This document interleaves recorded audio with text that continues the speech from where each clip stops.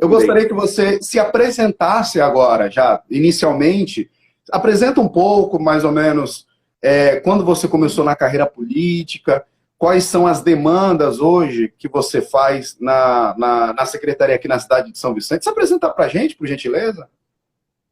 Vamos lá, então. Primeiro, agradecer você pela oportunidade de eu poder falar um pouco mais da minha história, da minha trajetória de vida, e de poder me apresentar aí ao seu público, tanto no YouTube, como também no Facebook, no Instagram. Eu sou radialista, por mais de 20 anos atuei no rádio, nas emissoras aqui do Litoral Paulista, e ainda muito cedo fui levado à vida pública. Eu sou formado em gestão pública pela Universidade Metodista de São Paulo, tenho outros cursos também voltados para a administração pública, o Poder Legislativo no Brasil, fiz outros cursos também pelo Instituto Saberes e o Senado Federal, principalmente voltados para o setor administrativo, e que capacitam a pessoa para atuar no dia a dia da administração pública de uma forma em geral.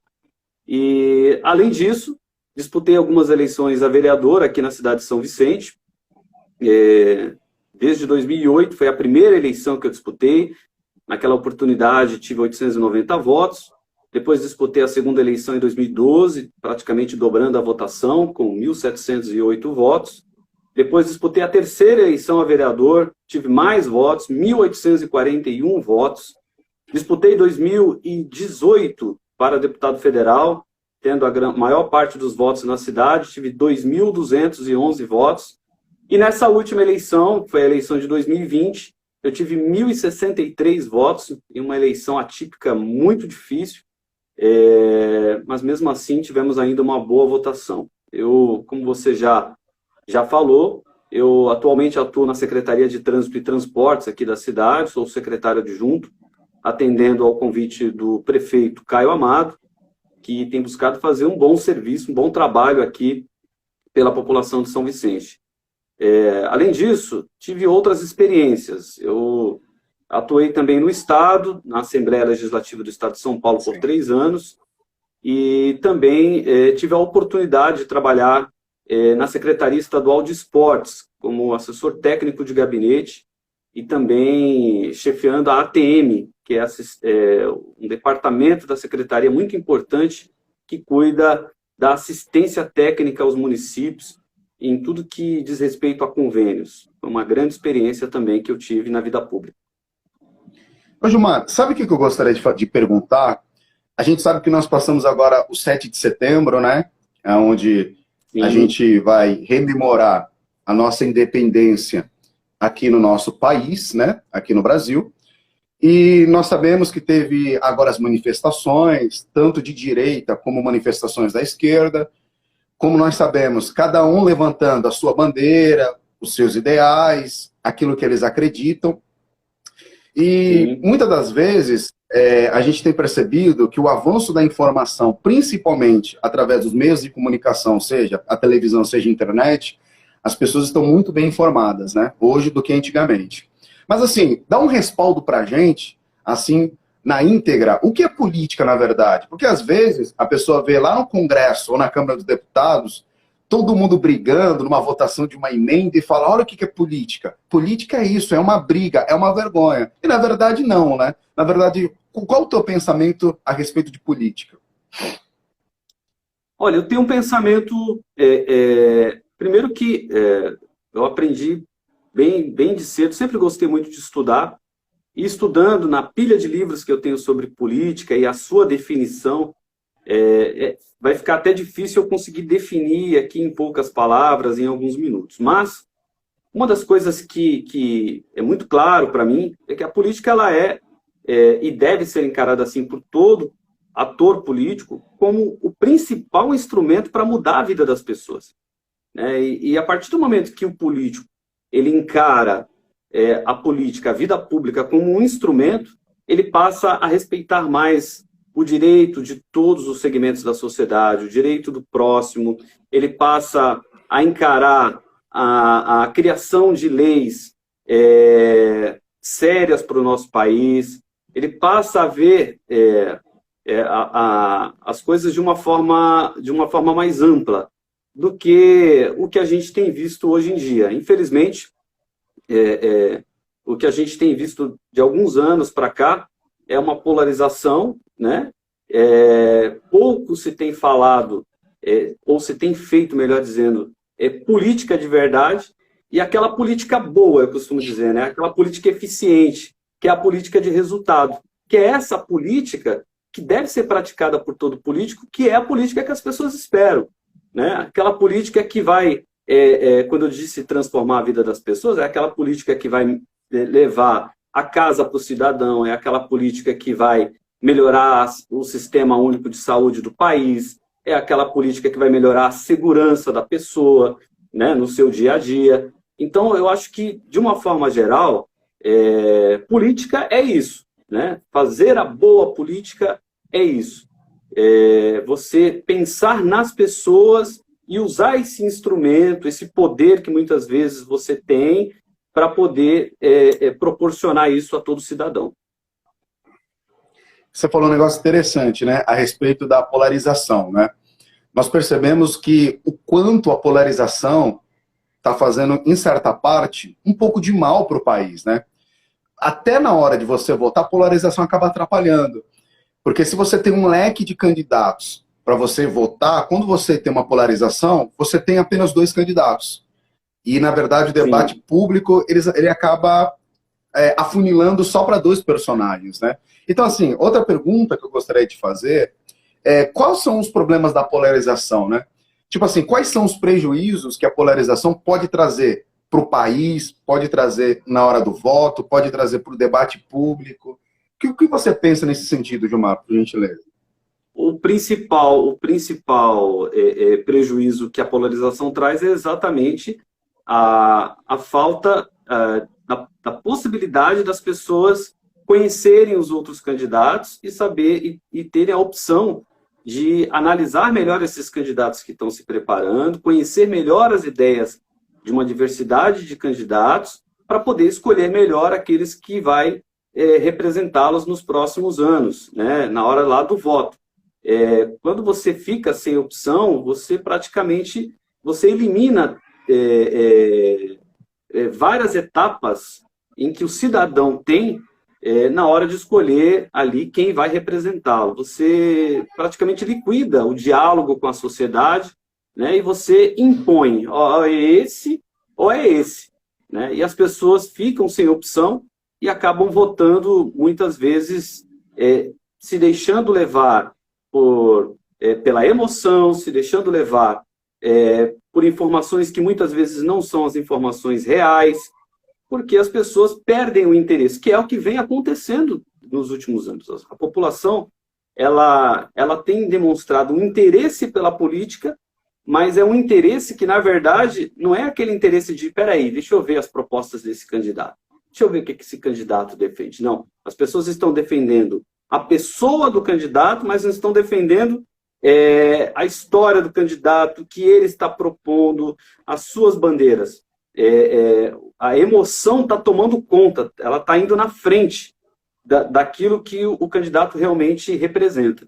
Então, a polarização ela faz muito mal para o diálogo, de uma forma geral, e faz muito mal para a seleção ali do eleitor no processo eleitoral. Essa é a minha opinião.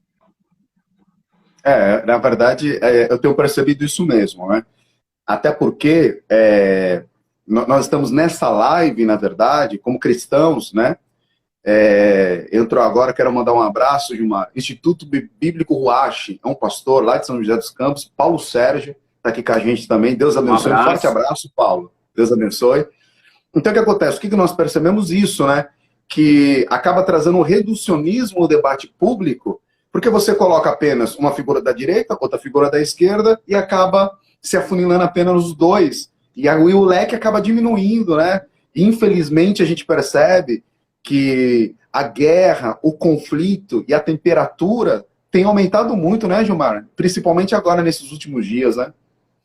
É verdade. Eu acho que as pessoas, elas deveriam se atentar mais a não votar no candidato A porque ele é de direita extremista, ou no candidato B porque ele é esquerdista. Acho que não é isso que deve envolver, que deve convencer a pessoa a definir quem vai representá-lo. Acho que mais do que isso é aquilo que ele representa como proposta, seja para o Brasil, seja para a cidade, seja para o país, qual é a linha, o perfil dele, a linha de ação dele. Eu acho que isso tudo é muito mais importante do que o que a gente tem visto, né?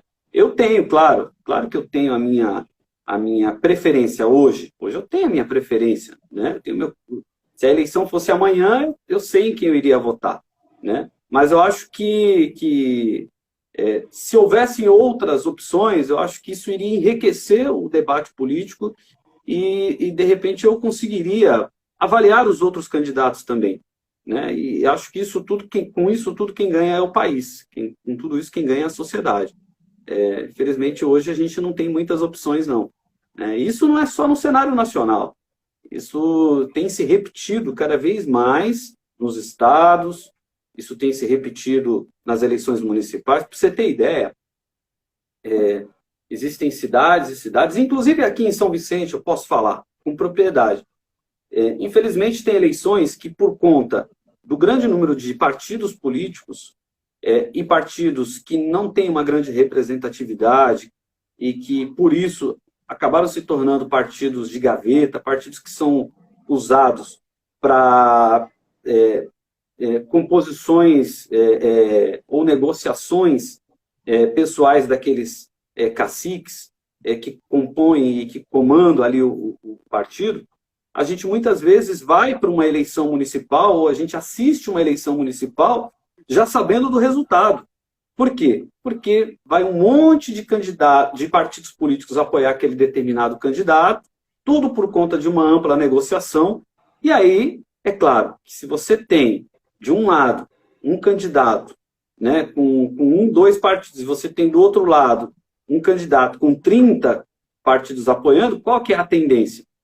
Pode acontecer, claro, daquele candidato com 2 partidos apoiando ganhar? Pode, mas a tendência é que o maior exército ganhe, né? Então, assim, isso não faz bem para ir para o processo eleitoral, porque a democracia ela está aí, né? Exatamente para isso, para que várias partes sejam ouvidas, e os partidos representam exatamente partes da sociedade, e para que a sociedade depois faça ali o seu julgamento e decida na hora do voto quem o representa melhor.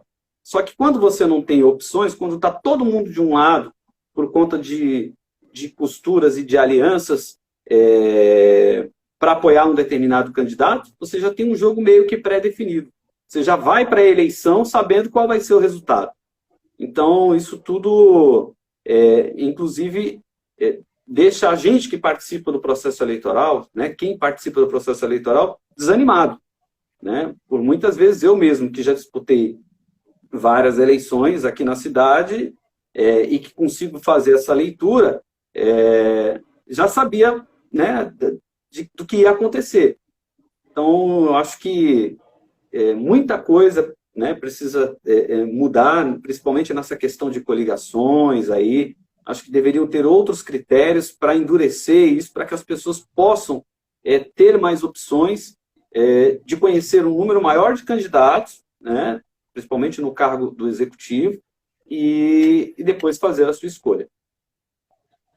Gilmar, outra pergunta que eu queria fazer é o seguinte, a gente sabe que esse 7 de setembro, uma das bandeiras foi a questão da liberdade, a questão da democracia, e a gente sabe que a democracia, na verdade, nasceu com os gregos, né? Os gregos, eles ficavam nas praças, e ali, na chamada de polis, eles debatiam, falavam sobre vários assuntos relacionados a tudo, não especificamente só à cidade, e até uns anos atrás, a economia da Grécia quebrou, e eu até acho que por aquilo que a Grécia nos proporcionou culturalmente, aqui para o Ocidente, é da Grécia que veio a democracia, o sentido de política, a filosofia, que é mãe da maioria de todas as ciências, a medicina com Hipócrates. Eu acho que até o Ocidente deveria, na época, ter ajudado a Grécia devido o conteúdo cultural que a Grécia proporcionou para vários países.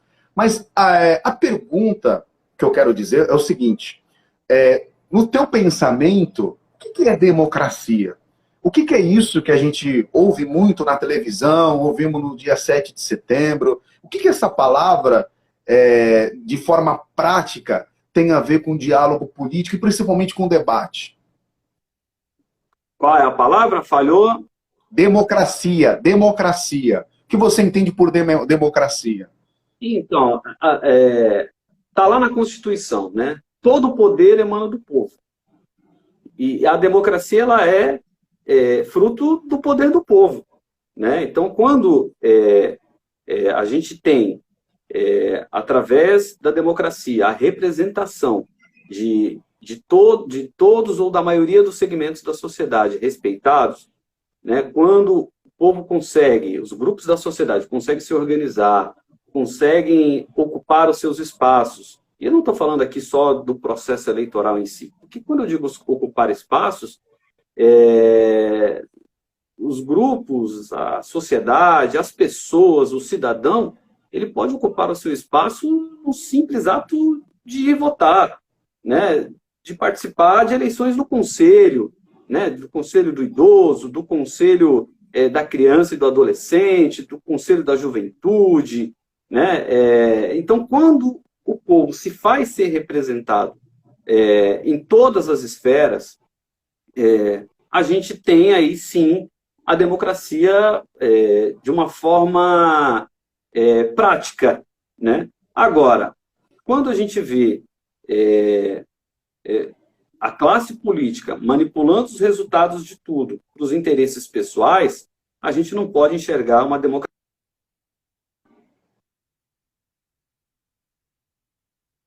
Muitas vezes... Gilmar, eu acho... a sua internet está oscilando um pouquinho, tá? Tá me ouvindo bem? Ela está oscilando um pouquinho. Deu uma travada agora, mas pode continuar. Melhorou aí? Tá me ouvindo agora? Tô te ouvindo. Só tá travando um pouquinho, mas agora eu tô te ouvindo agora. Ah, então tá bom.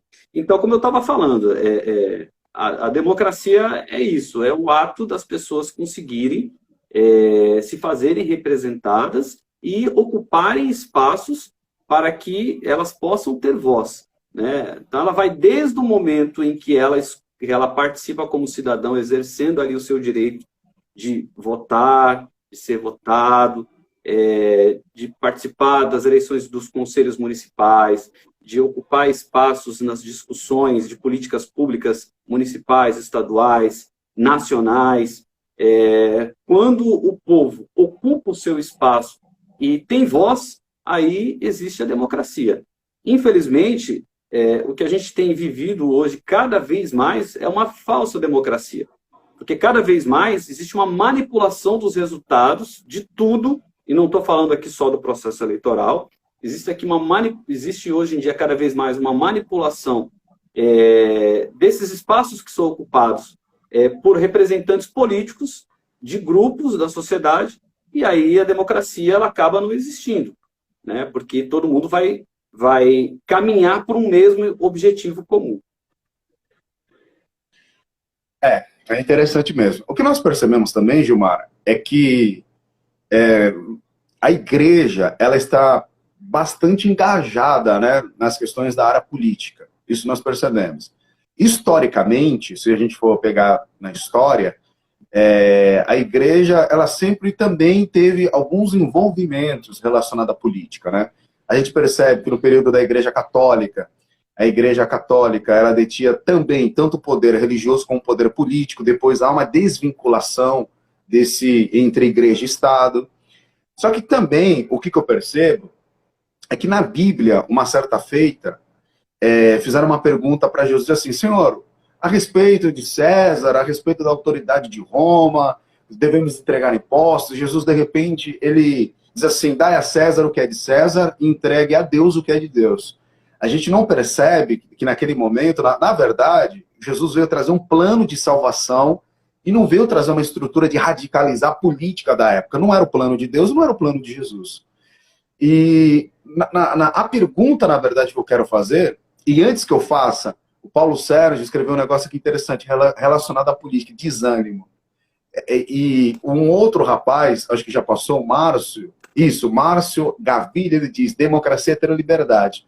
Então nós percebemos que existem dois grupos de pessoas, aquelas que sentem desânimo devido às políticas públicas serem muito ruins e a nossa representatividade ser ruim também, a maioria delas, pelo menos, são muito ruim, e outras que querem estar engajadas como cristão, querem participar, querem saber as questões políticas da sua cidade, de questões executivas, de questões estaduais. Então, minha pergunta é o seguinte, qual seria o papel do cristão? Porque o cristão, ele tem a Bíblia Sagrada, ele tem os seus princípios, ele tem a sua fé. E qual seria a postura do cristão na política? Seria que ele deve se engajar? Será que ele deve ser um pouco mais retraído, estar um pouco mais distante? O seu pensamento qual é relacionado ao cristão? Então, eu sou conduzido por aquilo que a Bíblia nos ensina, né? E a Bíblia, a palavra de Deus, ela mostra em várias passagens a política, né, presente ali, inclusive, na passagem de Daniel, né, quando foi jogado à cova dos leões, através daquele decreto que o rei fez, pressionado por políticos. Enfim, nós temos várias passagens ali onde a gente vê a política pura. Eu tenho um ditado comigo que diz que quando o bem não está, quem está é o mal, né? Então, o papel do cristão na política, ele é decisivo. E nós temos 80% de cristãos só no Brasil. São pouco mais de 31% evangélicos e 50% de católicos. Você imagina essas pessoas mais interessadas de forma consciente do processo político como um todo e participando das decisões do país, né? Seja como candidato, seja ocupando os espaços, como eu falei agora há pouco. Certamente a igreja seria muito mais forte e o cristão ele ajudaria a termos um país com leis mais leis que vêm de encontro àquilo que a igreja espera, né? Se a gente, nós cristãos, se a gente cruzar os braços, cada vez mais o que a gente vai ver são representantes do mal ou pessoas ligadas que defendem outros segmentos que não são os nossos, prevalecendo nas decisões políticas nacional, do Estado, municipal, e nós vamos ser governados por eles, né? Então, ou a gente governa e ocupa o nosso lugar, ou a gente vai ser governado por eles. Então, respondendo a sua pergunta, eu acho que, primeiro, o povo tem que orar, né? Porque a própria Bíblia também ensina isso, né? Paulo, quando escreveu a Timóteo, ele falou exatamente isso, né? Para o povo, antes de tudo, orar pelas autoridades. Você vê a importância, né? A importância. Antes de tudo, orai pelas autoridades. Então, o povo precisa orar pelas autoridades do país, independente de partido A, partido B e tal. Acho que o povo tem que orar mais pela nossa nação, orar pelas autoridades. E segundo, tem que vigiar na hora do voto também, né? Tem que procurar pesquisar os candidatos, tem que se inteirar, tem que participar, tem que questionar, tem que sugerir proposituras, ideias, tem que cobrar depois aquele político que elegeu, porque não adianta só colocar o cidadão lá, né? E às vezes você coloca o cidadão lá, e se depois ele se perder? Ele vai se entender com Deus, claro, mas você tem que fazer a sua parte, estar ali cobrando, né? Então, eu acho que o papel do cristão, tanto como eleitor, como cidadão, como aquele que vai participar de forma mais ativa, né? Seja como candidato, ou nos bastidores da política, independente do papel ali que ele vai que ele vai participar, o importante é ele estar presente, estar ativo, né? Porque é dessa forma que a gente vai conseguir mudar as coisas. Agora, se fica todo mundo de braço cruzado, aí nós vamos ser governados por aqueles que não querem o nosso bem, que não querem o bem do povo, e aí nós vamos sofrer, que a própria palavra fala exatamente isso. Sabe o que eu penso também, Gilmar? A questão da representação, você falou um negócio interessante. Nós fazemos política em todos os momentos. O síndico precisa articular, precisa fazer política. Nós fazemos política dentro do nosso trabalho, né? Porque é o debate das ideias, né? E o que eu percebo? Que nós temos na Câmara dos Deputados, nós temos várias bancadas com várias representações. Tem bancada da bala, tem a bancada dos evangélicos, tem a bancada da esquerda, que defende a pauta da esquerda. Só que, olhando para nós, como cristãos, todas as eleições que vem passando, essa bancada evangélica ela vem aumentando, e ela vem tendo bastante representatividade. Só que, como você disse, nós temos aí 80% de cristãos, seria isso? 80%. Né? Nós temos o nosso país... Pesquisa de 2020, do Datafolha. Isso. Então, nosso país é um país que a maioria são cristãos e tem princípios cristãos. E nós temos uma bancada mais na Câmara dos Deputados do que propriamente no Senado.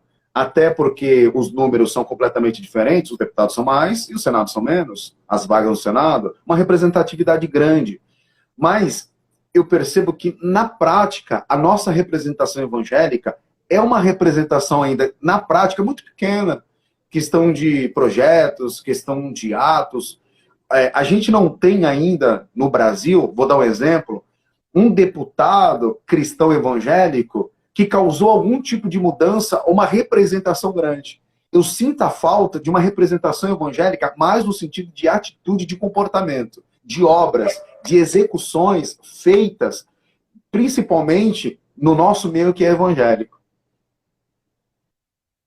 Verdade. Se a gente for olhar proporcionalmente, nós temos cerca de 30% de evangélicos no Brasil. Então, nós deveríamos ter, na Câmara dos Deputados, 30%, né, de deputados evangélicos. E quando você vai olhar, esse número é bem menor. Né? E assim como na Assembleia Legislativa aqui em São Paulo, no caso dos deputados estaduais, nas câmaras de vereadores, né? Você vai pegar aqui a Câmara de Vereadores de São Vicente,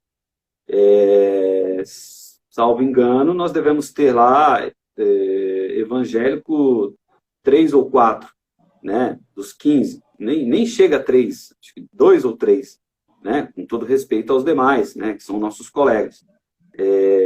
Mas, assim, em termos de representatividade, quando chega no momento da eleição,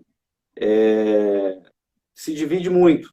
E aí o povo de Deus, né, os evangélicos, não conseguem se organizar para poder colocar lá os seus representantes, né, ou a sua bancada na sua totalidade, digamos assim, ou na dimensão do tamanho que poderia colocar. E isso acaba prejudicando na hora de aprovar as leis que a gente espera, né? Então, por quê? Eu percebo que a nossa representação evangélica, ela acaba sendo mais conflitiva do que propositiva. Então, vou dar um exemplo. Na mídia, aparece muito deputado lutando contra o aborto. Isso é uma luta conflitiva, ele está conflitando. Mas a gente percebe que as ações propositivas, ainda as representações são muito pequenas. Em questão de propostas, em questões de atos e de execuções.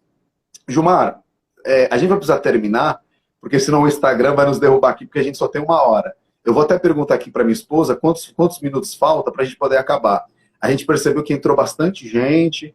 Aqui tem Eidireis, 12 entrou, tá? Nossa, São Vicente. É isso mesmo que está escrito. Nossa, São Vicente. Entrou também, com bastante gente. Até uns amigos de várias cidades acabaram entrando. Deus abençoe, gente. Muito obrigado por você participar com a gente. Você que compartilhou essa live, mostrou interesse, tá? Mas nós vamos encerrar.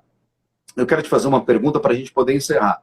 como você está trabalhando aqui na cidade de São Vicente, na Secretaria de Transporte, é isso, né? Secretaria de Transporte. Isso, trânsito Quais e são... transportes. Oi? Trânsito e transportes. Trânsito e transporte, ok. Já vai acabar já? Falta quantos minutos? Tá. Ah, tem 20 minutos ainda, então tem bastante tempo. Então o que acontece é o seguinte, Gilmar, para a cidade de São Vicente, quais são as suas expectativas ao decorrer desses meses que nós vamos ter nesses últimos dias aí no mandato do Caio Amado? Então, o Caio, muita gente não sabe, mas o primeiro ano de todo o governo, tá me ouvindo bem? Tá me ouvindo bem aí? Sim, tudo bem. O primeiro ano, muita gente não sabe, mas o primeiro ano de todo o governo de uma prefeitura, o prefeito governa praticamente baseado no orçamento que foi votado no ano anterior. Ou seja, no caso do Caio, ele está trabalhando em cima do orçamento votado pelo Pedro Gouveia e pela Câmara de Vereadores da gestão passada. Então, ele não consegue, de uma forma prática, fugir muito daquilo que foi aprovado no orçamento ali, né? Então, ele tem que cumprir ali, né? Até para evitar punições. Mas, a partir do ano que vem, a partir de 2022, aí sim será colocado em prática o seu plano de governo, o plano que o Caio apresentou para a cidade, um bom plano que eu tive a oportunidade de conhecer durante a campanha, inclusive ajudei a divulgar nas reuniões. O Caio foi o candidato que eu apoiei, um jovem super preparado, né, que se capacitou, que montou uma boa equipe de governo para criar o plano de governo dele, que ele apresentou e teve uma eleição bem sucedida. Então, a partir do ano que vem, é que as pessoas vão começar a ver resultados mais práticos, digamos assim, daquilo que o Caio quer colocar em prática, né? Daquilo que ele se preparou e idealizou para a cidade de São Vicente. Esse primeiro ano são muitos os desafios. Ele está enfrentando desafios financeiros, né? Desafios econômicos, problemas financeiros deixados pela administração passada,